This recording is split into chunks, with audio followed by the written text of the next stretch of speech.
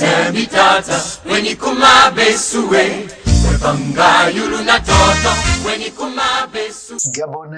Gabonaises et particulièrement chers chrétiens célestes. Comme nous le savons, le président de la République devra être élu dans quelques jours afin de succéder à son prédécesseur à la tête de la nation. Il revêtira par conséquent l'autorité suprême au sein de la nation.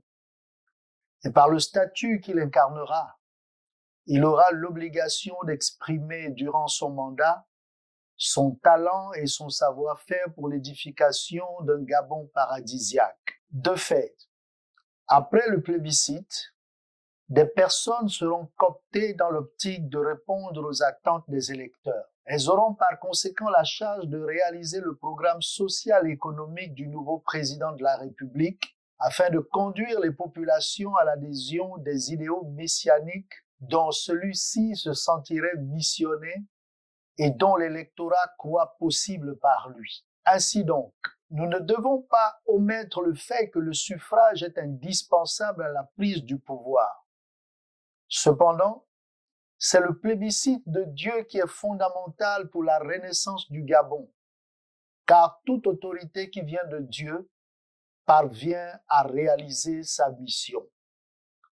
Selon la Constitution de l'Église du christianisme céleste, en son article 59, les chrétiens célestes acceptent au sein de leur Église la discussion et par conséquent les contradictions qui en découleraient.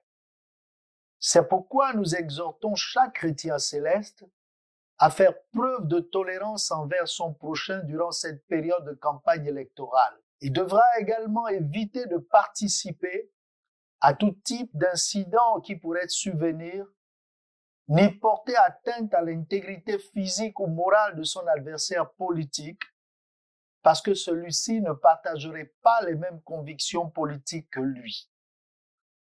La mission du président de la République est divine, et elle se résume à la fondation d'un État ultramoderne où il se fera bon vivre pour tous. Un Gabon de culture cosmopolite, avec un ordre social d'essence divine, où personne n'usera de ses prérogatives, ni de son statut en dehors de ses fonctions.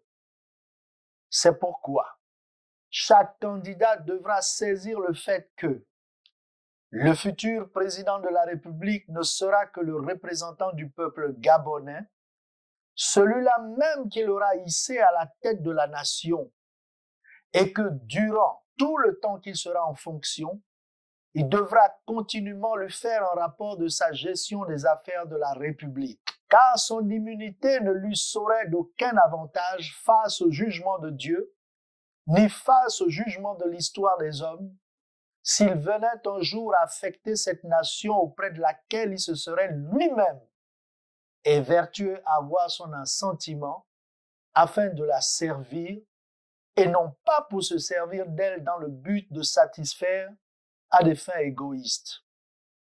Nous comptons sur tout un chacun pour que cette campagne électorale soit apaisée. Souhaitez donc démontrer aux yeux du monde le fait de votre maturité politique et veuillez recevoir au nom du révérend Ochofa ces bénédictions les meilleures, que Dieu bénisse la nation et que vive la République au nom de notre Seigneur Jésus-Christ. Amen.